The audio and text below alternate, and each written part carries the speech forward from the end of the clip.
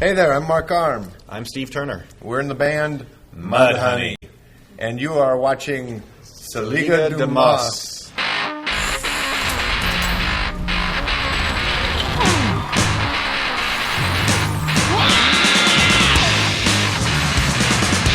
Hoje a gente vai estar batendo um papo com Steve Turner, Mark Arm.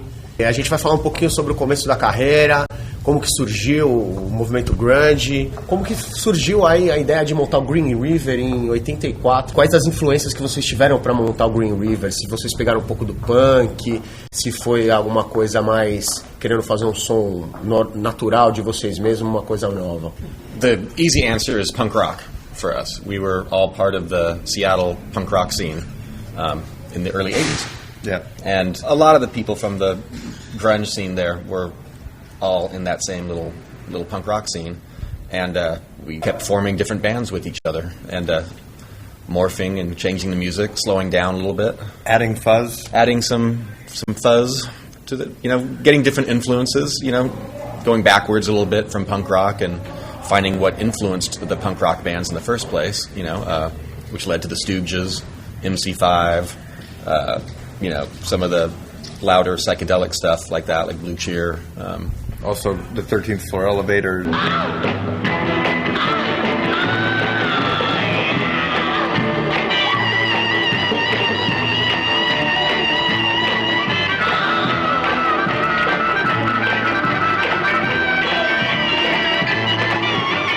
'60s garage punk. Right. Garage psicodélico. Yeah.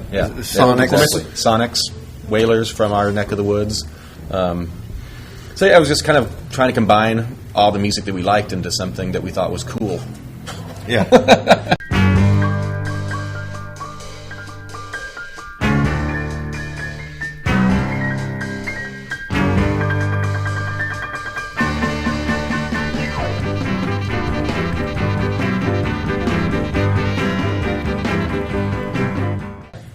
Para vocês foi a primeira geração de punk, foi essa geração do final dos anos 60, a chamada garagética, com 24 Elevator, Zomboid Ducks. Come along if you care.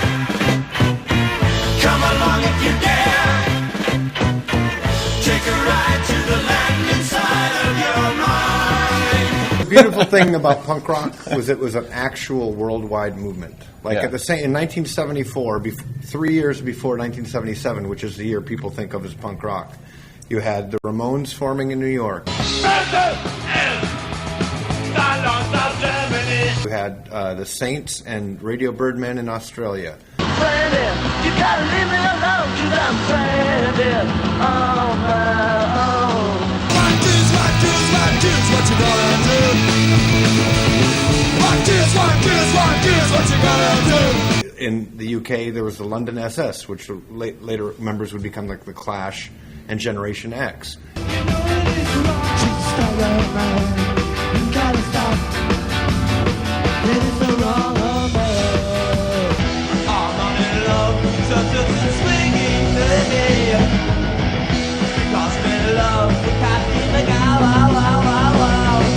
Rocket from the Tombs in Ohio, which became the Dead Boys in Peru. But it was fun, such fun, such fun.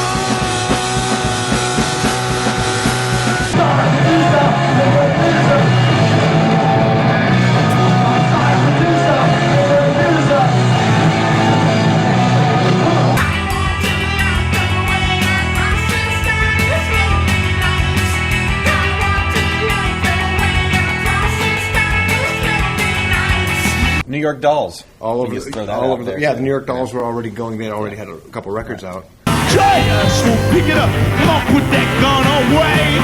Try us, come on, pick it up. Come on, take my night away. A lot of people were thinking the same thing, that rock and roll in the early 70s kind of sucked. It wasn't rock and roll anymore. It was rock music and, ELP and all that kind of progressive stuff.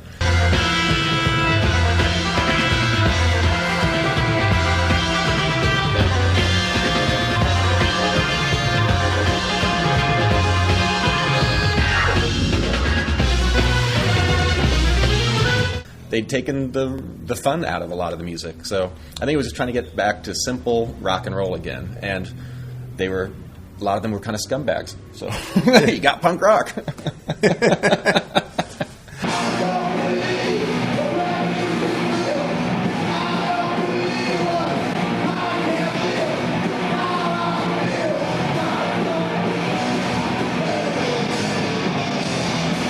Se deu aí a passagem do Green River pro Mudhoney, porque se formou duas bandas, que foi o Pearl Jam e o Mudhoney. Como que foi essa mudança aí de Green River para essas duas bandas? Well, Steve was in Green River very early on, and then he quit. Right. The band lasted for 3 years before it broke up. I called up Steve and was like, "Hey, Green River broke up. Do you want to start a band?" Another one? You want to start another band? Another one. And in Green River, I didn't write the music at all, so I wanted to have more of a voice. And like Steve and I would like get together and listen to records at that time. When Green River started, we were just kind of a punk rock band, and it quickly changed. And I did not kind of go that direction. You know, I didn't like what they were playing for a while, so that's why I quit the band. So what Mark and I were listening to was a lot grungier, I guess, stuff from a lot of Australian stuff, like Feed Time, like Feed Time, for example.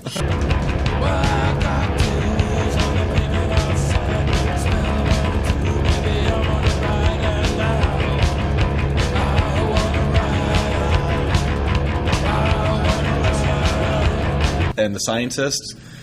They say I get about you, hard to believe, but I know I was true. We had love. Those would have been like really big influences on us at the time, and I was still just totally into '60s garage punk. You know, the fuzzier, the better. You know, and I've always been a total punk rock, record collector. So I was getting into a lot of the really obscure punk rock. You know, like that influenced us because Hate the Police from the Dicks.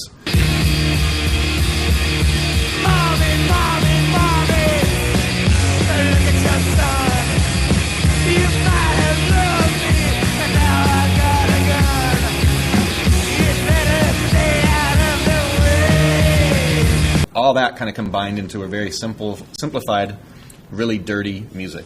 Also with the Wipers from Portland. The Wipers from Portland were huge. Nothing ever changed, remains the same, living in doom, down, living in doom, down, living in doom, down, living in doom, down.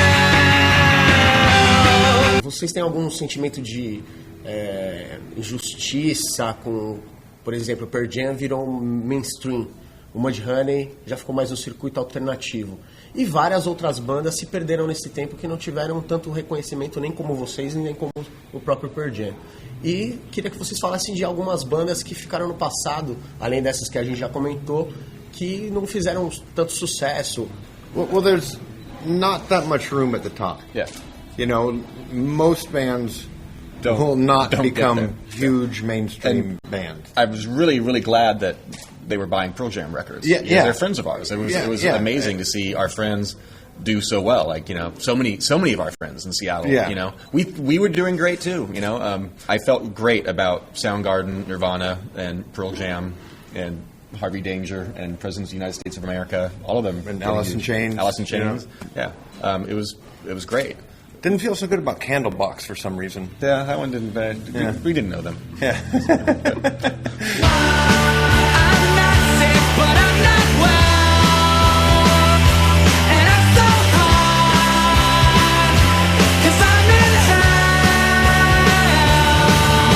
Some of the bands from Seattle that didn't get anywhere that were great in the early days would have been Malfunction. I said I'll make sweet love.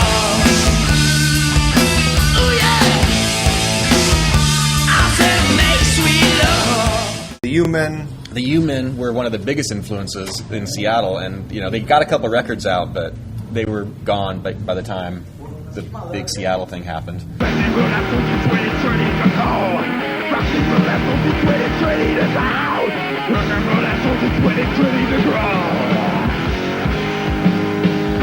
like the underground. I like the people that fail at reaching the world.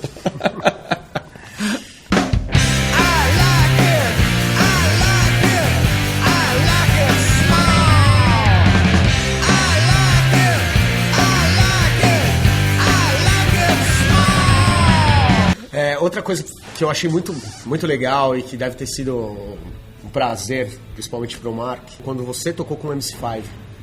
Teve até um show aqui no Brasil que teve participação sua com o DKT MC5. Como que você chegou a tocar, se você foi convidado?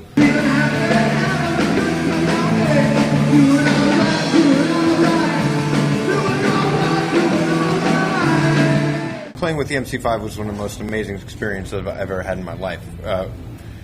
First of all, like there's this band that you love, and you never ever think they're ever going to play again. And it didn't, unfortunately, it wasn't like the full band, because by this point, 2 of them were dead. But, and asked to play with the remaining members, that was kind of daunting, because Rob Tyner is one of the great rock vocalists. When it happens, something stuck inside me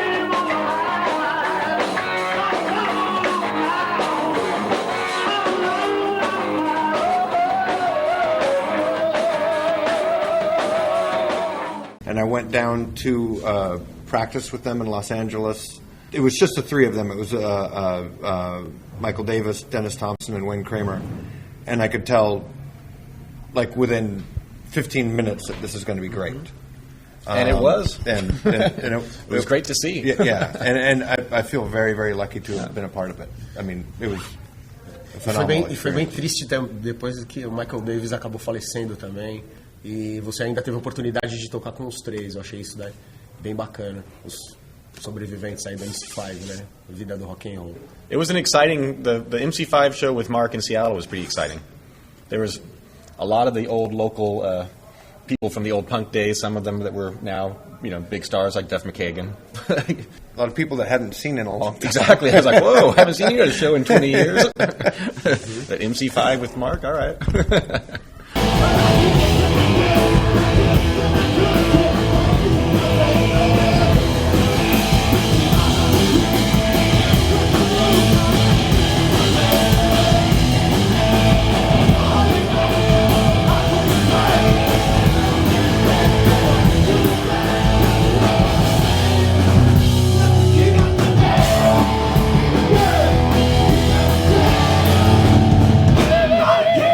A gente teve a oportunidade aí de conversar com eles, e que são ícones aí do movimento grunge, do underground.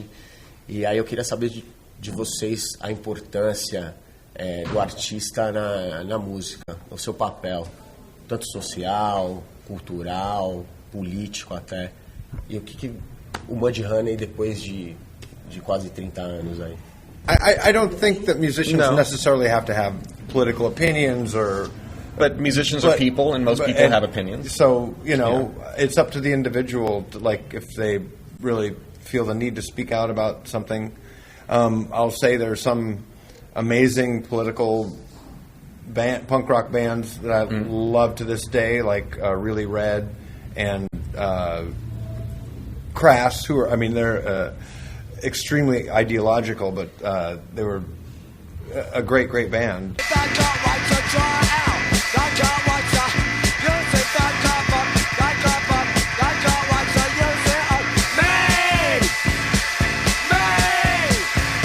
And then there are like some people like Bono, who I find just irritating.